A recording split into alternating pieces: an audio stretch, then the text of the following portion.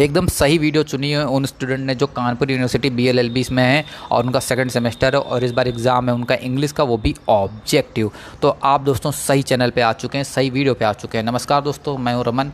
आप सभी लोगों का मैं स्वागत करता हूं अपने यूट्यूब चैनल लीगल ग्लोसरी पे। दोस्तों आज की वीडियो बहुत ज़्यादा इंपॉर्टेंट होने वाली है Kanpur university BLLB second semester के स्टूडेंट के लिए जो इंग्लिश के पेपर को लेकर काफ़ी ज़्यादा कन्फ्यूज है। तो दोस्तों आपकी सारी कन्फ्यूजन आज इस वीडियो में सॉल्व करने वाला। ना सिर्फ मैं प्रीवियस ईयर का पेपर डिस्कस करने वाला बल्कि जो भी आपके क्वेश्चन थे वो, एंड साथ में बहुत इंपॉर्टेंट चीज़ें डिस्कस करने वाला हूँ। साथ में डिस्क्लेमर आपको अभी दे रहा हूँ दोस्तों कि इस वीडियो को अगर आप स्किप करने वाले हैं तो बिल्कुल भूल जाइए, बिल्कुल भी स्किप नहीं करनी। सिर्फ इसमें क्वेश्चन नहीं रटने हैं आपको।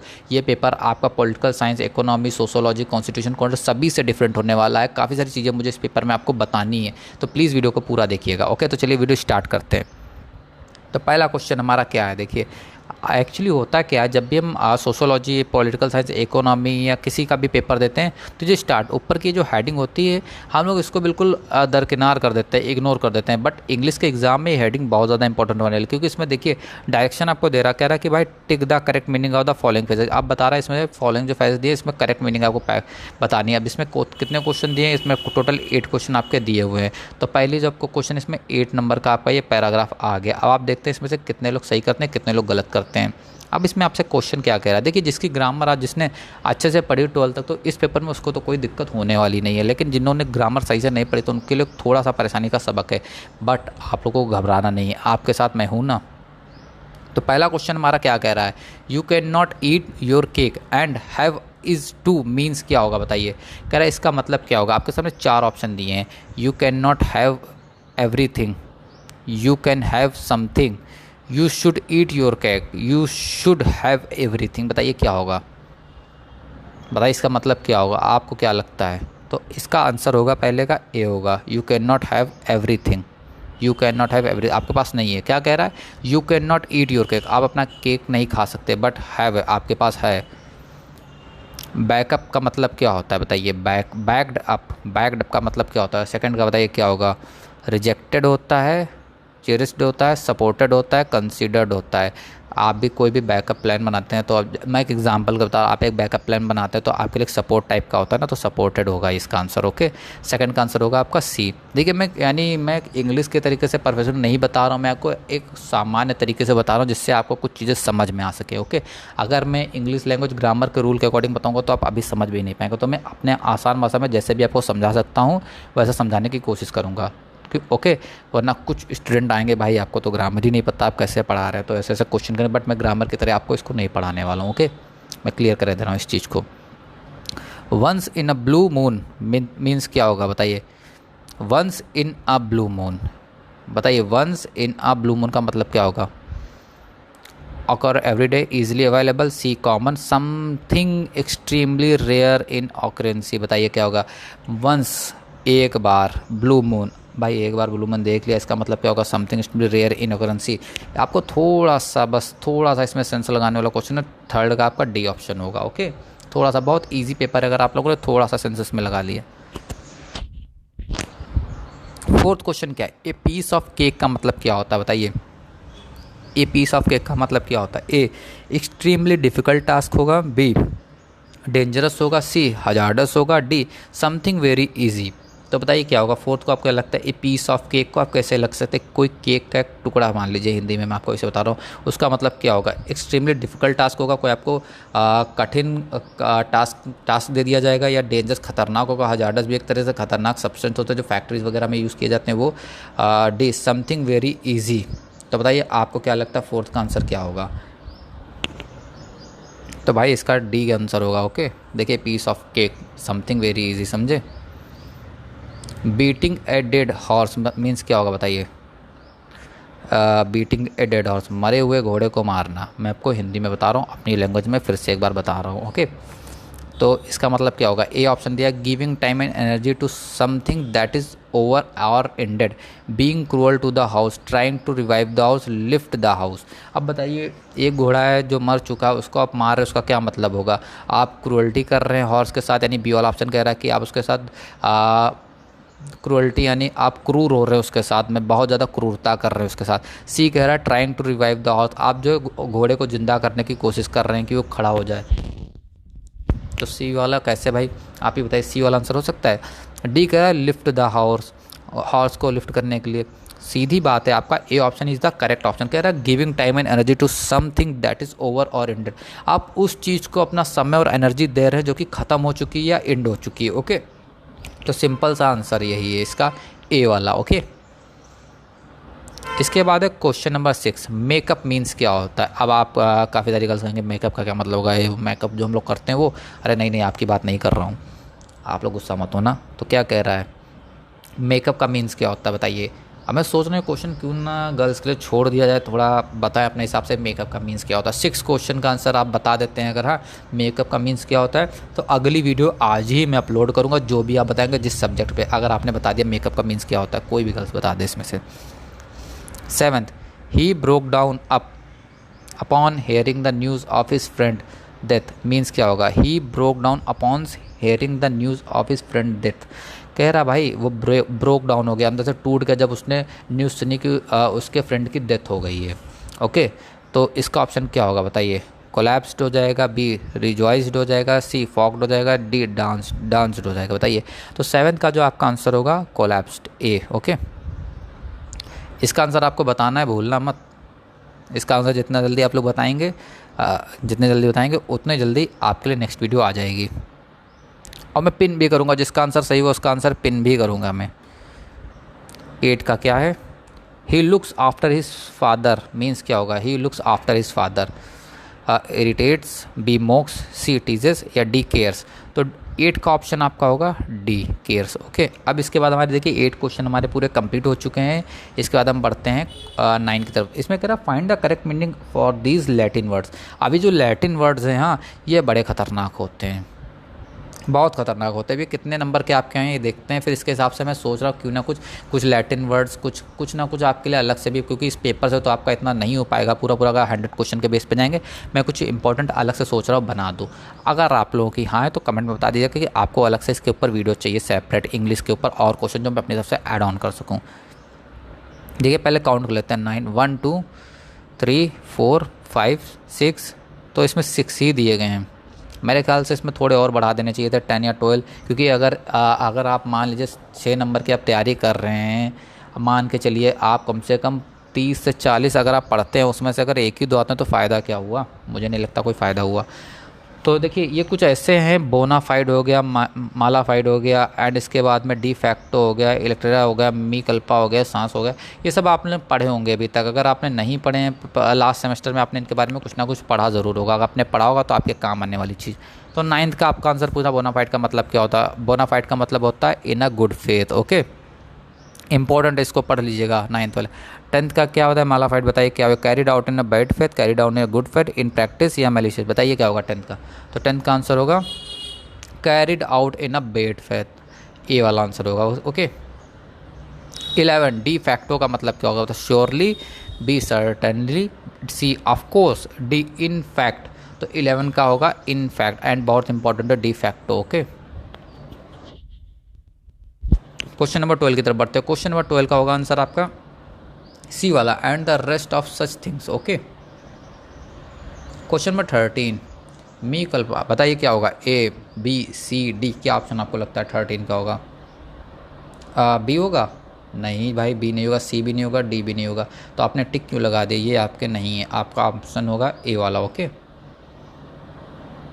इसके बाद है 14, इंपॉर्टेंट है ये वाला। तो आपका क्वेश्चन नंबर 14 का जो आपका आंसर होगा वो होगा ए विदाउट। अब बढ़ते हैं अपने क्वेश्चन नंबर 15 से पहले ये हेडिंग पढ़ लेते हैं। डायरेक्शन आपको दी गई है क्या, सेलेक्ट द करेक्ट वर्ड। अब इसमें से आपको सेलेक्ट द करेक्ट वर्ड करना पड़ेगा। ये देखिए इंटरेस्टिंग लग रहा है मुझे, इंग्लिश का पेपर सॉल्व करने में बड़ी मज़ा आ रही है, बहुत इंटरेस्टिंग लग रहा है। अभी क्यों, देखिए इसमें से यानी जैसे हम लोग होता क्या था स्कूल टाइम पे होता था, अब जो हम लोगों की बुक्स होती थी उसमें एक्सरसाइज दिया होती थी, आप चैप्टर पढ़ते थे फिर उसमें से क्वेश्चन से ढूंढते थे, फिल करते थे, उसी टाइप का मुझे लग रहा है। बट सीरियसली आप लोगों के लिए ये थोड़ा उस समय याद करने की ज़रूरत नहीं, आप लोगों को टेंशन की समय है। अगर आपको एक ग्रामर आती होगी तो आपका पेपर बहुत अच्छा होने वाला, कोई रोक नहीं सकता। 15 का क्वेश्चन का आंसर होगा क्या, कह रहा he place the holy book on the attraction, बताइए क्या होगा। 15 का आंसर क्या होगा, C. Question number 16 he is taller his brother, अब बताइए, आपने काफ़ी बार पढ़ा होगा, ही इज़ टॉलर देन होगा, देन होगा, दा होगा, दिस होगा। आप कुछ लोग कहेंगे देन होगा, कौन सा देन होगा? THEEN वाला होगा, THAN वाला होगा? बताइए। He is taller than his brother, okay, ये वाला होगा। Mohan prefer coffee tea, Mohan prefer करता coffee to tea, than tea या now tea? To tea, coffee to tea, यानी कॉफ़ी से टी, पहले कॉफ़ी से टी पे आ गया भाई, देन पहले कॉफ़ी पिएगा देन टी पिएगा, देन एंड नाउ, पहले कॉफ़ी, कॉफ़ी नाउ फिर टी, कॉफ़ी नाउ टी। तो बताइए क्या होगा? मोहन प्रेफर करता। आपको ऐसा थोड़ा पता है, ये जो क्वेश्चन आप सॉल्व करेंगे इनकी आप थोड़ा हिंदी निकालने की कोशिश करना। अगर आप इन क्वेश्चंस की हिंदी निकालने में सफल रहते हैं अपने हिसाब से, तो आप इनका करेक्ट आंसर लगा के आ जाएंगे, ओके। तो 17 का आंसर आपका क्या होगा? ए होगा। Mohan prefers coffee to tea. भाई उसने कॉफ़ी की जगह, टी की जगह कॉफ़ी प्रेफर की है, समझे? अब इसके बाद बढ़ते हैं क्वेश्चन नंबर 18 की तरफ। The principal, the promiser, the king of the college is very knowledgeable. अब बताइए कौन होगा नॉलेजेबल? किंग? नहीं, कॉलेज में किंग तो होता, प्रिंसिपल ही होना चाहिए। अब इसमें कन्फ्यूजन ये दे दिया है कि प्रिंसिपल की, कई लोग सोचेंगे अरे प्रिंसिपल की स्पेलिंग या दो दी हुई है, अब हम क्या करें? भाई नॉर्मली भाई प्रिंसिपल की स्पेलिंग चूज़ करो, जाके पता ना हो तब भी। 18 प्रिंसिपल ए होगा, okay. They picked up bat and reach the ground. They picked up, कौन सा? There, whose, there, they. अब बताइए, they picked up their bat होगा या हुज बैट होगा, देयर बैट होगा, दाई बैट होगा? देखिए देयर होगा, 19 का तो देयर होगा। बताइए अब कौन सा देयर होगा? ये वाला देयर होगा या ये वाला देयर होगा? ये आपको बताना 19 का आंसर कौन सा वाला देयर होगा। इन्हीं दोनों में से कोई होगा, ए या सी में। ना मिलो तो बता देना आप लोग कमेंट करके। किसी भी क्वेश्चन, जैसे मैं कोई क्वेश्चन आप लोगों के लिए छोड़ रहा हूँ, अगर आपको उस क्वेश्चन का आंसर नहीं मिल रहा है तो आप लोग सिंपली कमेंट करके बता दीजिएगा, मैं उसका आंसर आपको बता दूंगा, ओके। मैं सिर्फ आपकी प्रैक्टिस के लिए क्वेश्चन छोड़ देता हूँ। 20 मैंगो इज स्वीटर देन बताइए सो आल्सो। अब आप जब आप गर्मियों में आम खाते हैं तो आप क्या कहते हैं? Mango is sweeter than guava, यानी mango is sweeter than guava, यानी कह रहे हैं आम जो है अमरूद से ज़्यादा मीठा है। आप यही कहेंगे ना, देन लगेगा फिर, या फिर आप ये कहेंगे mango is sweeter so guava. Mango भाई आम तो मीठा है सो गुआवा से। Also, mango is sweeter also guava. भाई बिल्कुल बन ही नहीं रहा कॉम्बिनेशन, तो 20 का तो दिन ही होगा। अब कौन सा दिन होगा? ये THAN वाला दिन होगा, okay. 21 one has to follow strict diet rule to weight. बताइए, one has to follow strict diet to rule loss weight, last weight, loss weight, losses weight. अब बताइए लॉस तो करना है वेट को, कौन सा लॉस करना है? लॉस के वे तो कई सारे टाइप्स हैं, बताइए कौन सा वाला लॉस करना है? लूज वेट, डी वाला होगा आपका option, okay. 22 I want to have pizza, I want to have pizza, I to want to have pizza, I to want to have pizza, I to want to have pizza. बताइए too. अब बताइए कौन सा वाला to होगा? 22 का कौन सा वाला टू होगा? आप ही लोग बताइए, कितना इंटरेस्टिंग क्वेश्चन है। I to want to have pizza, okay. अब आप इसमें बता रहा है, डायरेक्शन दे रहा है, find the correct meaning of this word. देखिए सब में आपको करेक्ट मीनिंग ही बता रहा है, लेकिन इसमें प्रॉब्लम ये समय की अलग अलग चीज़ें हैं आपकी। अब इसमें कह रहा है इमिग्रेट का मतलब सही क्या होगा ये बताइए। तो कह रहा है इमिग्रेट का मतलब क्या होगा बताइए? To resettle in the hills, A. B है come to live permanently in a foreign country, C to live one mansion, या D to live one village. Immigrate का मतलब क्या होता है? आपने न्यूज़ में कभी, अगर आप इंग्लिश न्यूज़ देखते हैं हाँ, तो माइग्रेट, इमिग्रेट के बारे में आपने ज़रूर सुना होगा। अब बताइए आपको क्या लगता है माइग्रेट? मैंने आपको एक हिंट दे दी है, ये देखिए बी वाला होगा 23 का, ओके। अब इसके बाद बढ़ते हैं क्वेश्चन नंबर 24 की तरफ। इंश्योर का मतलब क्या होता है? इंश्योर का मतलब क्या होता है बताइए? To double check every task before executing, not being sure about something.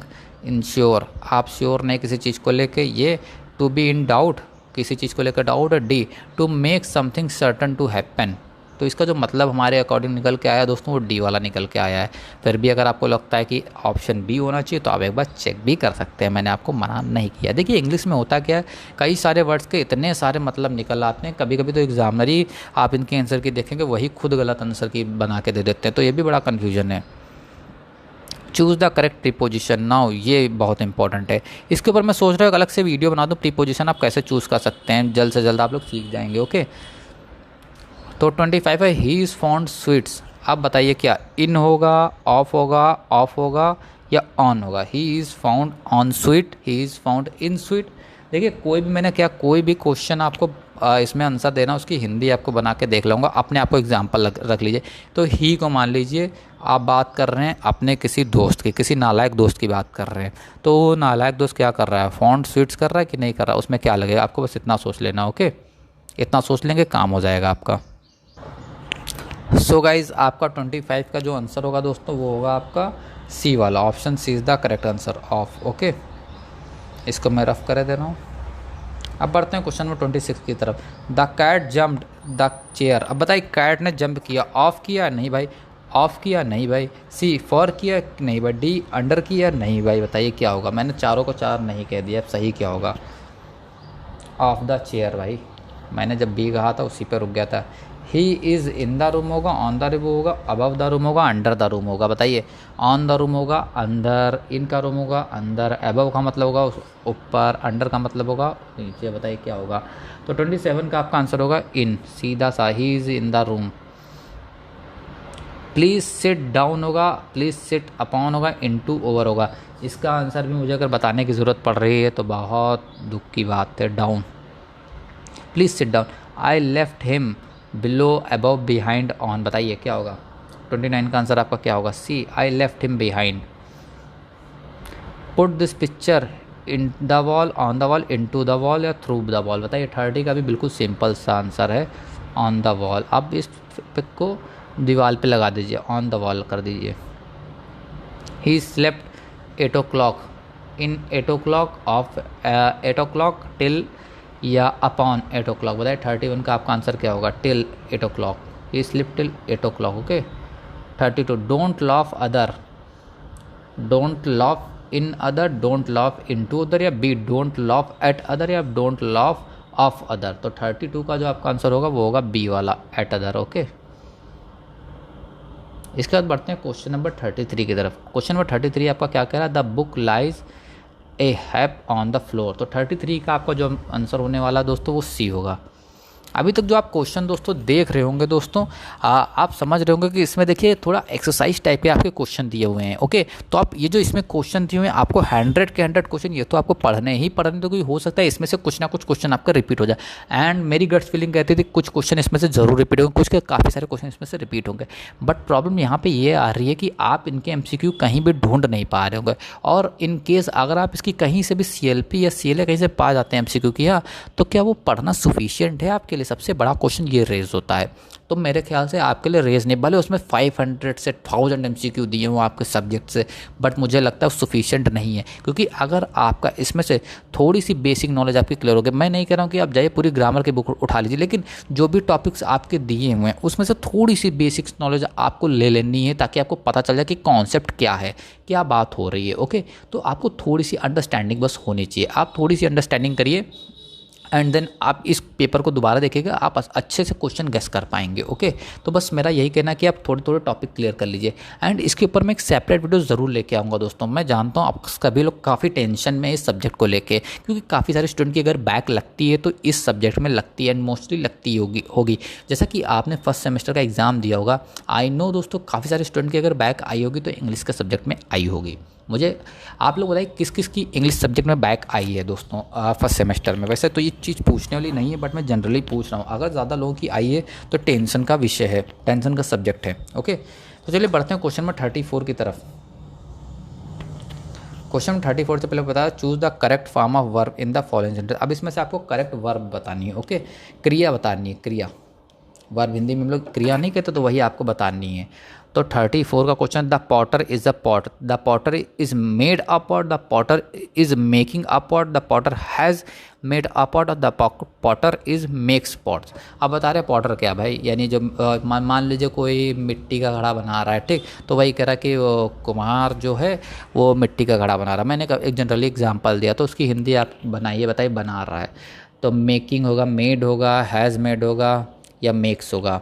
तो देखिए 34 का जो आपका आंसर होगा वो होगा बी। कोई इसमें दो राय नहीं, मेकिंग, मेड तो नहीं होगा, बना रहा है, मेकिंग अ पॉट, वो बना रहा है, मेड ना बना चुका। आई एम अ कार, आप एक कार है क्या? नहीं। I am driving a car, I am drop the car, I am to drop, I am driving a car. तो देखिए 35 का आंसर इतना सिंपल है, आपको पूछना ही नहीं पड़ा। I am driving a car, I am driving a car. इसके बाद है 36, she very sweetly, she would singing very sweetly, she singing very sweetly, she has been sung very sweetly, she sings very sweetly. तो 36 का answer बताइए कि आप क्या जानते हैं इसके बारे में। She sings very sweetly. 37, I have of a plan, क्या plan? I have think of a plan, I have thinking of a plan, I have thought of a plan, I would think of a plan. 37 का answer क्या होगा? C thought. मैंने भाई सोच लिया कि मैं जा रहा हूँ आज मूवी देखने, भाई मैंने प्लान बना लिया, मैं जा रहा हूँ मूवी देखने। आप लोग चल रहे हैं कि नहीं चलने बताना, just kidding. 38, he is for examination, he is prepare for examination, he is preparing for examination, he will prepare for examination, he preparation for examination. अब इसमें देखिए बहुत इंटरेस्टिंग क्वेश्चन मैं लाने वाला हूँ। He is prepare for examination, भाई वो पूरी तरीके से तैयार हो गया है एग्ज़ाम के लिए। क्या मैं बता रहा हूँ, यानी मैं आपका जनरल मैं कर रहा हूँ, आप लोग एग्ज़ाम के लिए पूरी तरह तैयार हो गए, आपका इंग्लिश टैप का एग्ज़ाम तैयार हो गया, क्या ये सही बात है? नहीं, आपकी तो अभी तैयारी हुई नहीं है। यहाँ पे देखिए ION लगा है, देखिए examination.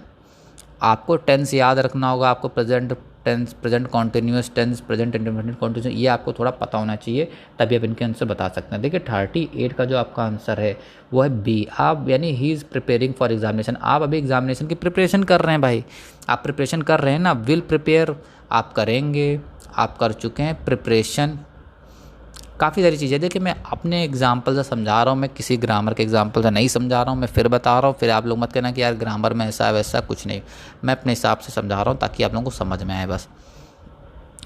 The cart in the mud, बताइए क्या होगा? Stick, has been sticking, will stick या डी स्टक। तो 39 का आपका आंसर होगा D stuck, the cart stuck in the mud.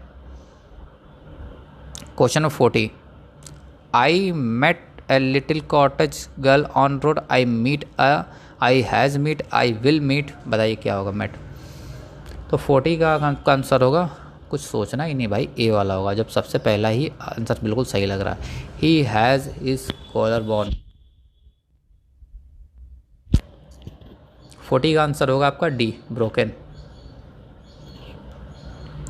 42 की तरफ बढ़ते हैं। Rama to his mother every week, Rama writes to his mother, Rama rode, Rama return, Rama was return. तो क्या होगा? 42 का आपका आंसर होगा ए वाला guys, okay rights. 43, if he me I will go to his party, if he made invited, if he invited, if he invites, if he had been invited, तो मैं जाऊंगा भाई। कहते नहीं है भाई यार मुझे देखो इनविटेशन ही नहीं है, मैं कैसे चला जाऊंगा पार्टी में, और उसको तो दे दिया मुझे दिया नहीं। तो यानी कहने का मतलब से क्या करा भाई, आपको अगर पार्टी में बुलाया, आपको इनविटेशन दिया, आपको न्योता दिया तभी आप जाएंगे, वरना नहीं जाएंगे। तो यही सीधी सी बात है भाई। वो इंग्लिश में आपसे पूछ रहा तोड़ मरोगे, आपको सीधा कहना क्या है B, if he invites me I will go to his party. आप इंग्लिश में अगर आपसे कोई पूछता है कि क्या यार वहाँ आप वहाँ की शादी में चल रहे हैं, वहाँ चल रहे हैं, तो आप क्या कहेंगे इंग्लिश में? If he invites me I will go to his party, otherwise I don't know, I don't go. Okay 43 का आंसर हो गया आपका ये भाई। अच्छा एक चीज़ मैं आपसे पूछना चाहता हूँ, काफ़ी सारे लोगों की इंग्लिश काफ़ी वीक होगी, तो दोस्तों मैं एक चीज़ जानना चाह रहा हूँ दोस्तों, हम एक English speaking course for law student के लिए, एक लॉ स्टूडेंट के लिए इंग्लिश स्पीकिंग कोर्स प्रिपेयर करना चाह रहे हैं जो कि पेड होगा। अगर आप लोग इंटरेस्टेड है उस कोर्स को ज्वाइन करने में, हम देन प्लीज़ कमेंट दोस्तों ज़रूर बताइएगा। अगर आप लोग इंटरेस्टेड है तो हम लोग उस कोर्स को ज़रूर प्रिपेयर करेंगे, ओके जल्द से जल्द। वैसे जनरली मार्केट में काफ़ी सारे इंग्लिश मीडियम के कोर्स अवेलेबल है, बट जो हमारा कोर्स होगा दोस्तों वो स्पेशली लॉ स्टूडेंट को देख के बनाया जाएगा, ओके। तो आप लोग अच्छे से बताइएगा अगर आप लोग प्रिपेयर करने के लिए रेडी हो। 44, if she comes I call you, अगर वो आ गए तो मैं आपको कॉल करूँगा, I will call you, I would call you, I must call you, मैं कॉल ज़रूर करूँगा, आई शुड कॉल यू, मैं आपको कॉल कर लूँगा। बताइए क्या होगा? 44 का आंसर क्या होगा? ए होगा, I will call you.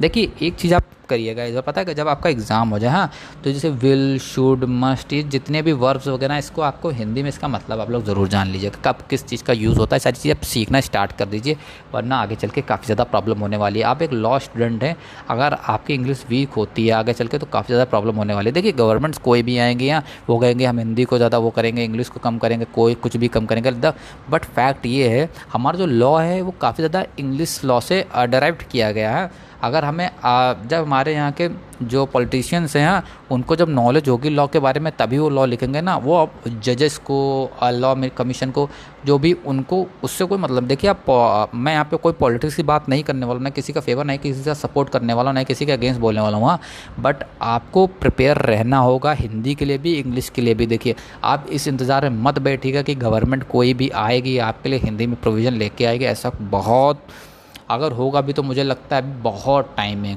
Okay, तो आप लोग प्लीज़ इंग्लिश अपनी प्रिपेयर करिए। ओके, अगर आपको आगे तक जाना है, अदरवाइज़ आप डिस्ट्रिक्ट कोर्ट तक, और कुछ हाई कोर्टों में भी हिंदी कहीं कहीं चल जाती है दोस्तों, बट मोस्टली आपकी इंग्लिश ही रहती है, क्योंकि हाई कोर्ट में मोस्टली अगर आप देखें हाई कोर्ट की लैंग्वेज कौन सी होती है, इंग्लिश होती है। सुप्रीम कोर्ट की लैंग्वेज कौन सी होती है, इंग्लिश होती है। आपको अब्रॉड जाना है, अब्रॉड में आपको प्रैक्टिस करनी है, फॉरेन में प्रैक्टिस करनी, कौन सी लैंग्वेज होगी, इंग्लिश लैंग्वेज होगी। बुक्स आपको रीड करनी है, मोस्टली कौन सी बुक्स होंगी, इंग्लिश बुक्स होंगी। हिंदी में कोई आपको सब्जेक्ट किस पे बुक मिल जाती हैं, कुछ ही ऑथर्स की मिलती है जाके, बट अगर आपको इंग्लिश में पढ़नी तो कई सारी बुक्स आपको, बायोग्राफी वगैरह सब कुछ आपको मिल जाएगा, इंग्लिश में मिल जाएगा। ओके, तो ये एक प्रॉब्लम है दोस्तों हिंदी में लॉ की, अब है तो है दोस्तों, ये एक्सेप्ट करिए, ये सच्चाई है। अब इसको चाहे काली सच्चाई बताइए, चाहे जो बताइए, जो मर्जी आप समझिए, लेकिन ये सच्चाई है। आपको हिंदी के साथ साथ इंग्लिश सीखना होगा। और जो इंग्लिश मीडियम के स्टूडेंट हैं उनके लिए एक बात कहना चाहता हूँ कि आप हिंदुस्तान, भारत देश में रहते हैं, ओके, तो आपको हिंदी आना बहुत ज़रूरी। कई सारे लॉ स्टूडेंट ऐसे हैं इंग्लिश के हैं जिनको हिंदी के शब्द समझ में नहीं आते, तो कानून में जो लॉ में हिंदी के वर्ड डिफाइन किए गए बहुत ज़्यादा डिफ़िकल्ट हैं, तो उनको समझ में नहीं आते। आप फॉर एग्जांपल आप इमेजिन करिए, आपने 5 ईयर के LLB कंप्लीट कर लिया, 3 ईयर के LLB आपने इंग्लिश मीडियम में कंप्लीट कर लिए, देन उसके बाद आप अगर आप फर्स्ट जनरेशन लॉयर हैं तो जाहिर सी बात है आप स्टार्ट करेंगे डिस्ट्रिक्ट कोर्ट से। अब आप डिस्ट्रिक्ट कोर्ट में बैठेंगे जाके, आपको क्या लगता है वहाँ पर आप जाएंगे इंग्लिश में एंड आपका स्वागत होगा अच्छे से कि आप इंग्लिश में पढ़ के, नहीं ऐसा कुछ भी नहीं होना है। वहाँ पे टोटल हिंदी चलती है, मोस्टली डिस्ट्रिक्ट कोर्ट में हिंदी से ही काम होता है, एंड अगर आपकी हिंदी कमज़ोर होगी तब भी आपके लिए प्रॉब्लम है। तो काफ़ी सारे आप देखते हैं अगर स्टेट जुडिशरी जो एग्जामिनेशन होते हैं जुडिशरी एग्ज़ाम के, उसमें हिंदी इंग्लिश दोनों के एग्ज़ाम होने लगे इसी के लिए, क्योंकि आप अगर गवर्नमेंट जॉब्स करते हैं तो आपको हिंदी आनी कंपलसरी है, एंड अगर आप हिंदी मीडियम से हैं तो आपको इंग्लिश आनी कंपलसरी है आगे बढ़ने के लिए, तो दोनों लैंग्वेज आपको आनी चाहिए। फिलहाल हम क्वेश्चन नंबर 45 पे थे, 45 का आपका आंसर होगा डी, विल यू। ओके,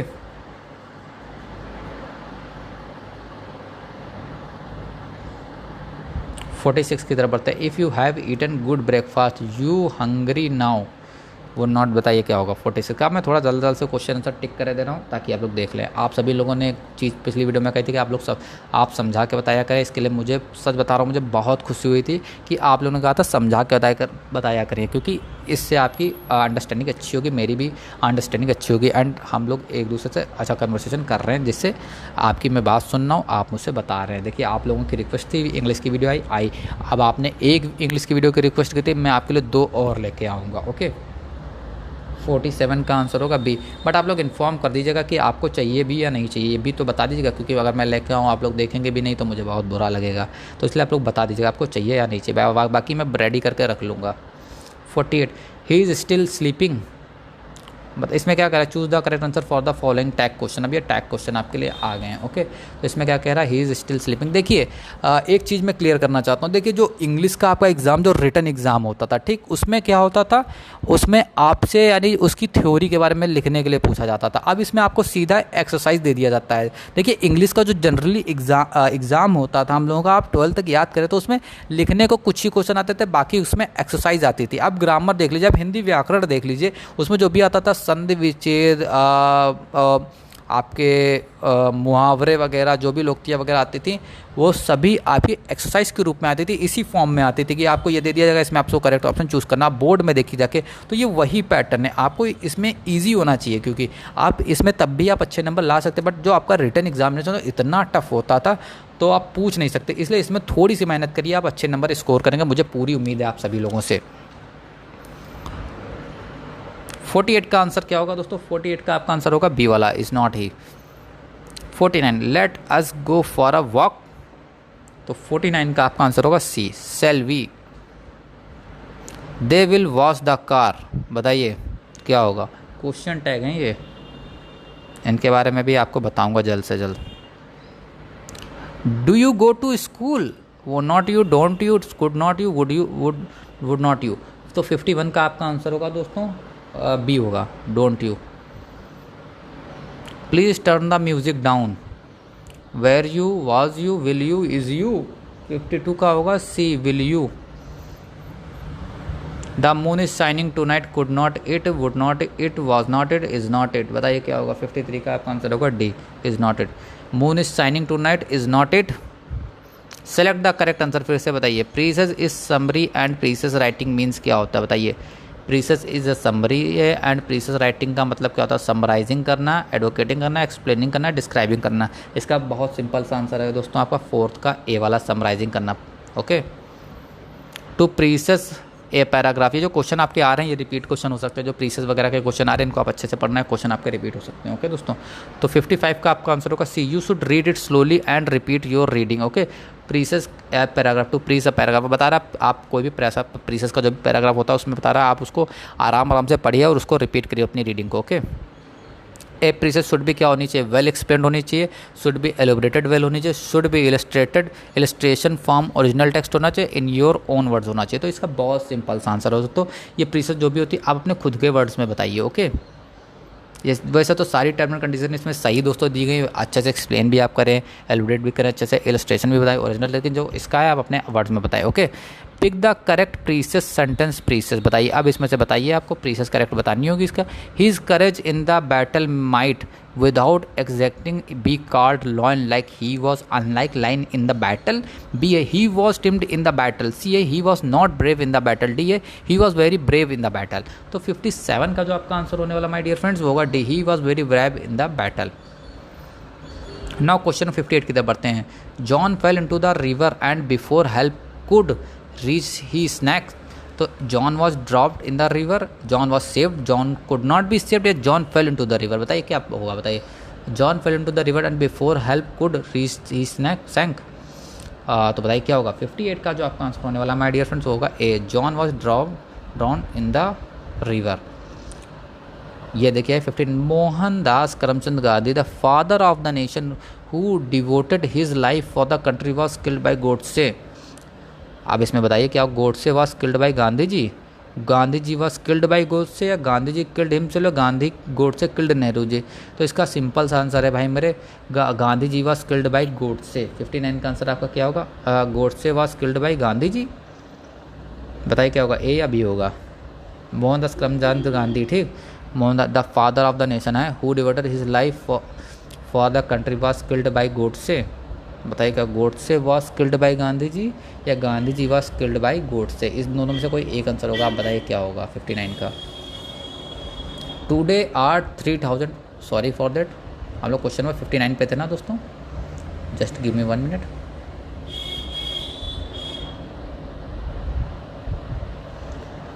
पे था। Today there are 3000 million people in the world, 50 years ago only about 2000 million people in it.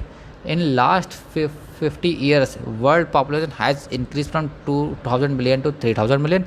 Now 1000 million people are more on earth.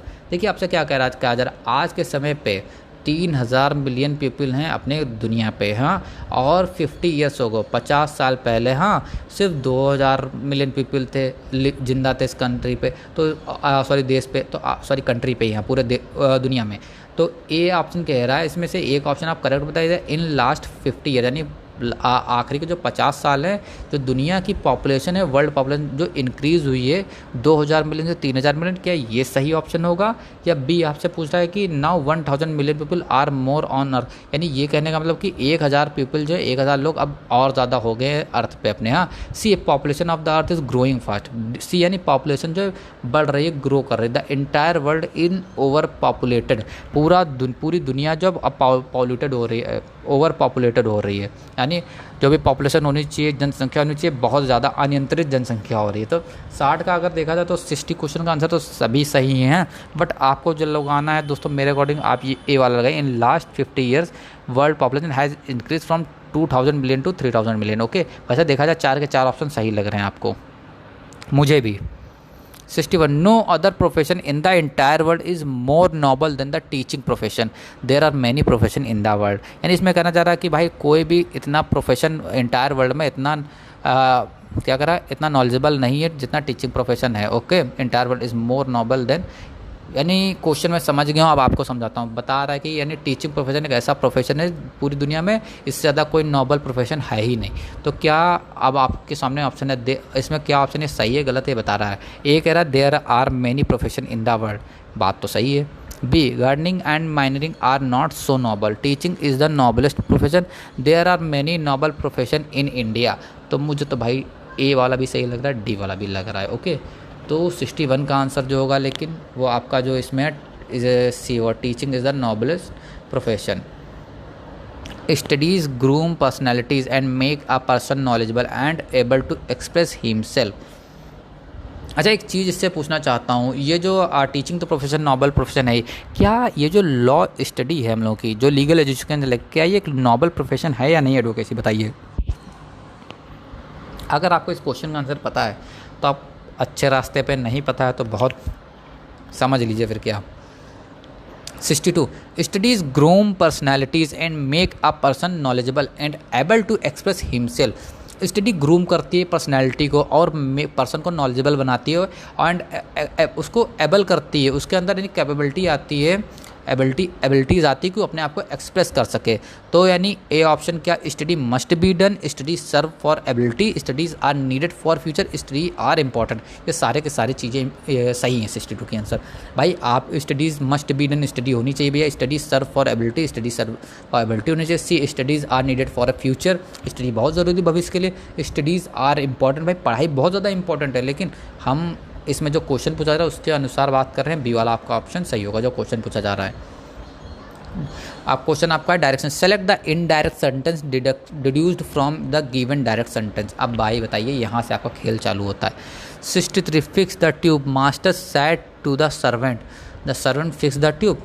यानी आपको देखिए इसमें कि यहाँ पे ऑप्शन दे दिया जाएगा। ओके, जिनको लोगों को पता नहीं, जिन लोगों ने डायरेक्ट इनडायरेक्ट पढ़ा उनको कोई प्रॉब्लम नहीं होने वाली। ओके, जहाँ तक आपका इन्वर्टेड कॉमा लिखा है, ओके यहाँ से इस चीज़ को आपको दे दिएगा, fix the tube, tube fix करो। अब इसके आगे इन्वर्टेड कॉमा क्या कह रहा, master said to the servant, the servant fix the tube, the master order. अब ये नहीं कह रहा, क्या कह रहा है, सर्वेंट ने जो ट्यूब फिक्स कर दिया है, इसका मतलब है कि बी मास्टर ऑर्डर दे रहा सर्वेंट को कि भाई जाके ट्यूब फिक्स कर।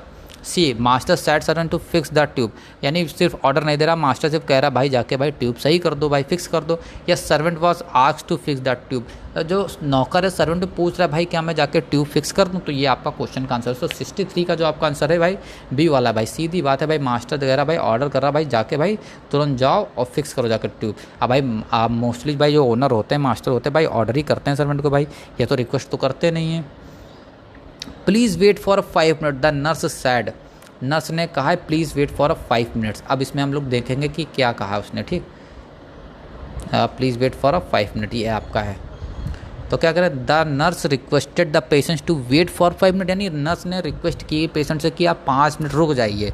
बी वाला ऑप्शन क्या, the nurse said to the patient to wait for 5 minute, nurse ने कहा कि भाई 5 मिनट रुक जाओ भाई, ठीक। See the patient waited for 5 minute, patient ने वेट किया 5 minute. D the nurse order the patient, nurse order तो कर नहीं सकती पेशेंट को, ये तो बिल्कुल ही गलत है। तो डी वाला तो बिल्कुल ही गलत है, जो भूल जाइए। 64 का डी नहीं होगा। देखिए इसमें ए ऑप्शन भी आप लगा सकते हैं, बी ऑप्शन भी आप लगा सकते हैं मेरे अकॉर्डिंग, अगर आप लोग रियलिटी में देखते हैं। बट जो क्वेश्चन का आंसर होगा आपका वो होगा आपका ए वाला, क्योंकि इसमें द नर्स जो एक पेशेंट से कह रही कि आप 5 मिनट रिक्वेस्ट करें कि 5 मिनट प्लीज़ वेट कर लीजिए, आपसे आग्रह है कि आप 5 मिनट रुक जाइए। लेकिन इन रियलिटी क्या होती है, सीधा कहते हैं भाई 5 मिनट रुको, रिक्वेस्ट कुछ नहीं करते, कहते 5 मिनट रुको। Okay, so me your homework the teacher sad. अब भाई ये बढ़िया क्वेश्चन आया है, इसमें तो आपको सभी को आंसर पता होगा। टीचर ने कहा है भाई शो मी योर वर्क, अब बताइए किस फॉर्मेट में कहा है। The teacher asked the student to show me his homework, teacher ने स्टूडेंट से भाई पूछा कि आप मुझे अपना होमवर्क दिखा दीजिए। B teacher asked the student to show him his homework. तो टीचर ने कहा भाई होमवर्क दिखा दो भाई। Teacher said show me his homework. Teacher said show her his homework. तो बताइए इसमें क्या होगा, 65 का आंसर क्या होगा बताइए। 65 का आपका आंसर होगा बी वाला। 66 he said to me what are you doing. उसने कहा कि व्हाट आर यू डूइंग ही। अब बताइए उसने कहा मुझसे कि व्हाट आर यू डूइंग। तुम्हारे किसी दोस्त ने तुमसे कहा है व्हाट आर यू डूइंग। अब वो तुमसे पूछ रहा है कि ऑप्शन है क्या, he asked why I was doing, यानी मैं यह क्यों कर रहा हूँ, क्या उसने मुझसे ये पूछा है। B he asked me what I was doing, यानी मैं क्या कर रहा था मुझे बता दिए। He asked me what is being done, क्या हो गया। He asked what are you doing, आप क्या कर रहे हैं। तो ऑप्शन 66 का ऑप्शन होगा भाई बी वाला। Okay. 67 he said I am unwell. He said he is well was well. He says that he was not well. I am unwell का मतलब तो आप समझ ही गए होंगे। He said that he was unwell. He said that he was unwell. तो इसका जो सीधा सा आंसर है दोस्तों 67, कोई मेहनत करने की ज़रूरत नहीं दोस्तों आपको। He said bravo you have done well. तो 68 का आपका आंसर क्या होगा, सी वाला। आप थोड़े क्वेश्चन में जो है पढ़ूंगा नहीं, डायरेक्ट आपको आंसर जल्द से जल्द आपको बताने वाला हूँ। ओके, ताकि थोड़ा जल्द से जल्द ये वीडियो बन जाए। बहुत लंबी हो गई 40 मिनट की। वैसे दोस्तों सच बात बताऊँ 40 मिनट आप लोगों के लिए कम ही, क्योंकि अगर आपने देखे होंगे दोस्तों यूट्यूब पे वीडियो वगैरह तो आपको अगर 100 क्वेश्चन कोई पढ़ाता तो 2 घंटे 1.5 घंटे से नीचे वीडियो नहीं डालता है। 2 घंटे से तो नीचे वीडियो नहीं पड़ती होगी। 69 का आपका आंसर होगा दोस्तों ए वाला। ओके। 70 का आंसर आपका क्या होगा दोस्तों, बहुत बड़ा क्वेश्चन है यार ये, इसको समझा देता हूँ। देखिए the teacher said to the student the stars twinkle in the sky. ये भाई बहुत अच्छा एग्जाम्पल है। टीचर भाई सेड टू द स्टूडेंट करिए तो स्टार्स हैं ट्विंकल इन द स्काई। तो star twinkle at the night बता रहे हैं वो, या B teacher ask the student about the star, teacher पूछ रही है स्टार्स के बारे में क्या, या C teacher told the student that the star twinkle in the sky, या teacher told the student that the star do not twinkle in the sky. तो मुझे तो इसमें ऑप्शन पता चल गया है कौन सा होगा। आपको पता चला कि नहीं पता। जी भाई सीधी सी बात है भाई, सी आंसर होगा। टीचर कह रही है स्टूडेंट से कि जो ट्विंकल जो स्टार जो है ट्विंकल करते हैं स्काई में। ओके, चमकते हैं। अब ये देखिए 71 से क्वेश्चन जो आपका डायरेक्शन दिया जा रहा है, choose the same meaning sentence transform for the given sentence. भाई इसकी सेम मीनिंग आपको बतानी होगी transformation.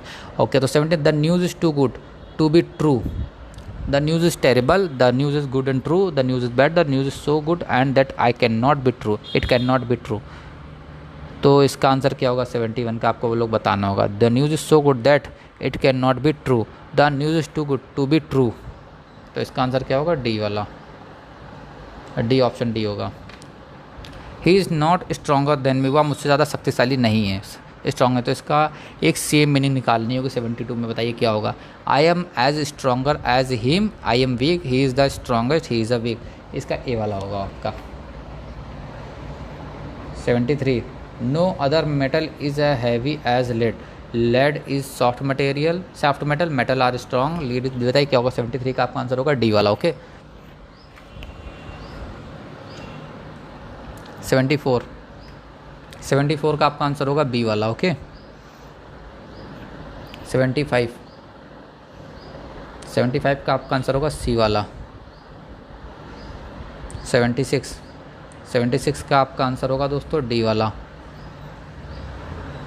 77 someone has picked my pocket, 77 का आपका आंसर होगा दोस्तों ए वाला। Okay. 78 our prime minister is making our army strong. तो बताइए क्या होगा। बहुत इंपॉर्टेंट क्वेश्चन है दोस्तों, इस बार फिर रिपीट हो सकता है दोस्तों। 78 का आंसर होगा दोस्तों बी। 79 I know him. तो 79 का आंसर आपका होगा दोस्तों सी वाला। Okay. He invited me to his house. बताइए 80 का आंसर होगा दोस्तों डी वाला।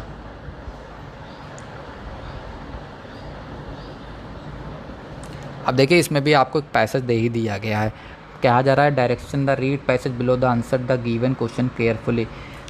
तो देखिए इसमें कुछ पैसेज में रीड कर दे रहा हूँ दोस्तों, ताकि आपको कोई प्रॉब्लम ना हो। एक बार रीड आप लोग भी कर लीजिएगा ताकि आपकी अंडरस्टैंडिंग क्लियर होगी। मेरे साथ ही आप लोग रीड करिए। एक मिनट रुकिए, मैं अपना वो निकाल लूँ पेन। तो basic element of a life which surround us, जो हमारे लाइफ, अब कह रहा है जो बेसिक एलिमेंट होते हैं हमारे लाइफ के, जो हमारे आस पड़ोस में सराउंड होते हैं, रहते हैं, जैसे प्लांट हो गया, पेड़ हो गए, पानी हो गया, हवा हो गया, मिट्टी हो गई आदि। कॉन्स्टिट्यूट एनवायरनमेंट, वो एनवायरनमेंट बनाते हैं। ठीक, मैं अपनी लैंग्वेज में बता रहा हूँ ताकि easy language. Life can not exist in the absence of this element, जो हमारी ज़िंदगी है इनके बिना अधूरी है, इनके बिना नहीं चल सकती है। कहने के मतलब अभी तक जो हमारी 2-3 लाइन में आई कि बताया जा रहा है कि हमारी जो जीवन है वो कुछ एलिमेंट्स के थ्रू घूमता है चारों तरफ, जैसे पेड़ पौधे, वाटर, पानी, जल, मिट्टी इत्यादि, और ये इन पर्यावरण को बनाते हैं और हमारी ज़िंदगी जीवन जो इसके बिना नहीं चल सकती, इन एलिमेंट्स के बिना। Environment has been define the sum total, environment जो डिफ़ाइन किया गया, क्या डिफ़ाइन किया गया है? The sum total of all the condition and influence that affect the development and life of organism. कह रहा है जो टोटल कंडीशन जो बताया जा रहा है, सम ऑफ द टोटल कंडीशन, जो भी पूरा परिस्थितियाँ हैं उसका सम, यानी सम टोटल, ओके, एंड जो इन्फ्लुएंस करता है, इफेक्ट करता है development and life of organism, जो भी ऑर्गेनिज्म की लाइफ होती है, जो भी उसका डेवलपमेंट होता है, जो भी उसका विकास होता है, उसका जो इफेक्ट करता है, इफेक्ट, ओके, उसको इन्फ्लुएंस में और उसकी कंडीशन में जो भी सम ऑफ टोटल होता है उसकी बात कर रहा है। और उसके बाद कर रहा है every living organism including human being has its own environment. Every living organism में क्या मतलब होगा? अगर आपने बायोलॉजी पढ़ी होगी तो आपने देख सकते हो उसमें काफ़ी सारे ऑर्गेनिज्म की बात की गई, इंक्लूडिंग ह्यूमन बींग हो गया। ह्यूमन बींग की बात हम लोग करते हैं, उसमें कई सारे यानी अलग अलग चीज़ें होती हैं, आप लोग पढ़ेंगे। हैज़ इट्स ओन इन्वायरमेंट, सभी का अपना अपना, जैसे ह्यूमन बींग हम लोगों का अपना एक अलग इन्वायरमेंट है। Environment comprise for biosphere, lithosphere, atmosphere and hydrosphere, okay. तो द बेसिक, अब इसमें से जो क्वेश्चन पूछेंगे हमें वो बताना होगा। तो 81 का the basic element of a life which surround us are. देखिए तो बेसिक एलिमेंट हमारे कौन कौन से हमने पढ़े थे, देखिए इसमें पहले मैं इसको रफ कर देता हूँ। ऐसे आपको पैसेज आएगा तो आपको ऐसे सॉल्व करना होगा, मैं सॉल्व करके ही आपको बता रहा हूँ। तो बेसिक एलिमेंट हमारे कौन से हैं? प्लांट हो गया, वाटर हो गया, एयर हो गया, सॉइल हो गया, ओके। तो इसका आंसर क्या होगा? प्लांट, वाटर, एयर, सॉइल होगा। तो 81 का आपका आंसर जो दोस्तों होगा वो होगा ए वाला, ओके। अब इसके बाद बढ़ते हैं 82, the basic element of life which surround us like plant, water, air, soil etcetera constitute, क्या कॉन्स्टिट्यूट करते हैं? एटमॉस्फेयर कॉन्स्टिट्यूट करते हैं, लाइफ स्टाइल या इन्वायरमेंट या फ्लोरा एंड फॉर्मा, बताइए। तो 82 का आपका आंसर क्या होगा? फिर से चलते हैं पैसेज की तरफ। ये देखिए हमारा क्या था, देखिए कॉन्स्टिट्यूट क्या करता है, ये देखिए लिखा है कॉन्स्टिट्यूट करता है क्या? इन्वायरमेंट को कॉन्स्टिट्यूट करता है। तो हमारा ऑप्शन कौन सा सही होगा? पर्यावरण को बनाता है, तो भाई ऑप्शन हमारा सी सही होगा, ओके। अब बढ़ते हैं 83 की तरफ। इन्वायरमेंट कंप्राइज करता है climate and temperature, space and region, physical and chemical situation, the biosphere, lithosphere, atmosphere and hydrosphere. तो 83 का जो आपका आंसर होगा उसका भी हम अभी आंसर दिखा दे रहे हैं आपको। कहाँ क्या, देखिए ये देखिए यहाँ पे इन्वायरमेंट कंप्राइजेस करता है biosphere, lithosphere, atmosphere and hydrosphere, okay. तो ये 4 चीज़ें, तो आपका ऑप्शन हो जाएगा करेक्ट, कौन सा हो जाएगा? 83 का आपका आंसर हो जाएगा डी वाला, ओके। इस तरह से आपको एग्जाम में अगर आ जाए पैसेज तो आपको इस तरह से सॉल्व करना होगा। Can not exist in the absence of basic element, death, life, survival, fitness can not exist हो सकती, बताइए क्या नहीं होगी? Life can not exist in the absence of basic element, जी हाँ लाइफ भाई बिना, देखिए इसका आंसर कहाँ देखते हैं, देखिए ये देखिए आपका सेकंड लाइन में, life can not exist in the absence of this element, okay. तो इसका आंसर क्या हो जाएगा? मैंने अपने को पहले बता दिया, 84 का ऑप्शन हो जाएगा बी वाला, ओके। कितना ईजी है देखिए, आप लोग खुद देखिए। देखिए एक और पैसेज आ गया इसमें, आपको मैं भी इसको भी पढ़ के बता दे रहा हूँ। देखिए थोड़ी वीडियो लंबी होगी लेकिन आप ही लोगों के लिए हेल्प हो जाएगी, ओके। इसी तरह के हो सकता है सेम पैसेज ना, लेकिन इसी तरह से पैसेज आएंगे, आपको ढूंढने में आसानी हो जाएगी। तो क्या कह रहा है? Right and duties plays an important part in the development of a nation और ग्रोथ ऑफ अ ऑर्गेनाइजेशन। कह रहा है जो भी राइट्स हैं, जो भी अधिकार और जो भी कर्तव्य दिए गए हैं वो एक महत्वपूर्ण रोल अदा करता है नेशन, किसी भी देश की को बढ़ने में, ग्रोथ करने में, डेवलप करने में, या किसी ऑर्गेनाइजेशन को ग्रोथ करने में बहुत महत्वपूर्ण योगदान देता है। ये पहली लाइन का हमारा हो गया, ओके। हिंदी में भी बता रहा हूँ अपने हिसाब से। Rights on the one hand given and individual an opportunity to be part of development process. कह रहा जो भी अधिकार दिए जाते हैं, जो भी राइट्स दिए जाते हैं किसी इंडिविजुअल्स को, उसके हाथ में दिए जाते हैं, तो एक अपॉर्चुनिटी दिया जाता है, एक मौका दिया जाता है उसको कि वो डेवलपमेंट का पार्ट बन सके, उस प्रोसेस का पार्ट बन सके एंड वाइल्ड पार्ट बन सके। कहाँ तक हमारा हो गया है ये भी हम बता रहे हैं आपको, development process. While duties on other hand make an individual obligate to play a part in the development. वहीं पर कह रहा है कि जो ड्यूटीज़ होती हैं एक हाथ में आपको राइट्स राइट्स दे दिए गए, एक हाथ में आपको ड्यूटीज़ दे देंगे। तो राइट्स का मैंने बता दिया कि आपको इंडिविजुअल्स को दिए गए तो उसको अपॉर्चुनिटी प्रोवाइड करा रहा है कि वो पार्ट बने डेवलपमेंट प्रोसेस का। एंड एक हाथ में जो आपको ड्यूटी जिम्मेदारी दी जा रही है जो, हाँ, वो ये कह रही है कि इंडिविजुअल के एक ऑब्लिगेट कर रही है कि प्ले करे एक part in the development. Obligate यानी आपको आपको ये बता रही है कि आपको एक पार्ट प्ले करना, आपकी एक जिम्मेदारी। ओके, एक तरह से आप जिम्मेदारी समझ सकते हैं आपकी, आपको ड्यूटी दी जा रही है ना इसकी कि आपको भाई पार्ट डेवलपमेंट में प्ले करना है। ओके, ऐसा नहीं कि आपको यानी एक अधिकार तो दे दिया गया कि आप प्रोसेस कर सकते हो, अपॉर्चुनिटी है कि आप प्रोसेस कर सकते हैं, लेकिन आपके पास ये जिम्मेदारी भी है कि आप एक डेवलपमेंट का पार्ट बने अपने नेशन के लिए। ठीक, as a citizen of democratic country we all are privilege to have some fundamental right. कह रहा है as a citizen of democratic country, जो डेमोक्रेटिक कंट्री है हमारी, उसमें हमारे पास ये सम फंडामेंटल राइट्स भी दिए गए हैं। But apart from this right we also have fundamental duty which we really talk about. कह रहा कि हमारे पास फंडामेंटल राइट तो दिए हुए हैं, हाँ, बट हमारे पास जो फंडामेंटल ड्यूटीज़ दी गई हैं उसके बारे में भी हमें बात करनी चाहिए। बहुत रेयरली बात होती है, हमें उनके बारे में भी बात करना चाहिए। देखिए, हम लोग फंडामेंटल राइट की बात करते हैं। देखिए, काफ़ी सारे पॉलिटिशियंस आते हैं, कोई कुछ भी होता तो क्या कहते हैं कि ये आर्टिकल इसका वायलेशन है, फंडामेंटल राइट का वायलेशन है, इसका वायलेशन है, उसका वायलेशन है, हाँ, तो वो अपनी तरफ से कहते हैं। बट वो देखिए, वो अपना पॉलिटिशियन की तरफ से कहते थे, but as a citizen of India हमारी लोगों की कुछ ड्यूटीज़ होती हैं जो कि हमारी फंडामेंटल। देखिए, एक ड्यूटी होती है जो हमारी नेशन के प्रति होती है, अपनी कंट्री के प्रति होती है। देखिए, फंडामेंटल ड्यूटीज़ जो दी हुई हैं दोस्तों, जो भी सिटीजन्स के लिए दी हुई, जो भी अवेलेबल हैं, उन्हें हर एक सिटीजन्स को फॉलो करना चाहिए, उन्हें कंप्लीट करना चाहिए। ओके, तो ये भी बहुत इंपॉर्टेंट चीज़ बताई जा रही है आपके लिए। तो इसमें कुछ क्वेश्चन पूछे जा रहे हैं, उन्हीं का आंसर हम देखेंगे। पहले तो मैं इसको रफ कर देता हूँ ताकि अभी क्वेश्चन आंसर इसको ढूंढ लूँ मैं। तो 85 क्वेश्चन है। 85 वाला क्वेश्चन क्या कह रहा है? And play an important part in the development of nation. तो बताइए क्या बताता है? प्रिविलेज परफॉर्मेंस ना, ड्यूटीज़ परफॉर्मेंस ना। मैंने बताया क्या था? सी राइट एंड ड्यूटीज़ क्या करता है? प्ले करता है important part in the role of development and nation. ये देखिए, right and duties play an important role in the development of nation. Okay, as a citizen of democratic India we are privilege to have some क्या responsibility, fundamental duties, fundamental right या citizenship. बताइए क्या होगा? 86 का answer क्या होगा? बताइए कहाँ का? As a citizen of democratic India. ये देखिए डेमोक्रेटिक कंट्री है, उसमें डेमोक्रेटिक इंडिया लिखा, बस थोड़ा सा फर्क है। बाकी इसका आंसर क्या होगा? Fundamental right. ओके, तो ये हमारा होगा D, fundamental right. 87 people mostly talk about fundamental but rarely talk about किसकी बात? देखिए, लोग जो बात करते हैं फंडामेंटल राइट की, बट बहुत रेयरली काम बात करते हैं लोग फंडामेंटल ड्यूटीज़ की। देखिए, जो कि हमारा लास्ट में है, ये देखिए we also have fundamental duties. ये देखिए विच, देखिए क्वेश्चन आपका यही होगा, आंसर आपका यही होगा। थोड़ा सा हो सकता है आगे पीछे क्वेश्चन आपका दे दें, बट इसका आंसर क्या होगा? फंडामेंटल ड्यूटीज़ आपका। Okay, right give a person an opportunity to be part of development process of his country. जो राइट्स होते हैं, जो अधिकार दिए जाते हैं, उसमें एक अपॉर्चुनिटी दी जाती है कि आप डेवलपमेंट प्रोसेस का पार्ट बन सकें अपनी कंट्री के लिए। तो ये सही है, गलत है, आई एम डाउट है, आप डाउट में या नॉन ऑफ द अबव। तो 88 का आंसर बिल्कुल सही होना चाहिए, क्योंकि देखिए ये लिखा क्या है? Rights and the other hand give individuals an opportunity to be part of development process while. Okay, तो इसका बिल्कुल ट्रू आंसर होगा। 88 का आंसर बिल्कुल ट्रू होने वाला ए। इसके बाद बढ़ते हैं 89 की तरफ। आप देखिए कल ट्रांसलेशन के लिए दोस्तों दिया हुआ है दोस्तों। आई होप दोस्तों, देखिए मैंने आपको हिंदी इंग्लिश जैसा कि भी मैं आपके अपने तरफ से दोस्तों समझा सकता था दोस्तों, मैंने पूरी कोशिश की है आपके लिए दोस्तों। अब आप लोगों की ड्यूटी बनती है दोस्तों, 88 क्वेश्चन तक मैं आ गया हूँ, अब आपकी ड्यूटी बनती है, आप मुझे प्लीज़ सपोर्ट करें। चैनल वीडियो लाइक कर दीजिए दोस्तों, चैनल सब्सक्राइब कर लीजिए। आप लोग एक काम नहीं करते हैं, बेल आइकन नहीं दबाते हैं, क्योंकि जैसे ही वीडियो आती है आपको पता नहीं चलती, फिर आप कहते हैं कि आप अभी तक वीडियो नहीं डाली।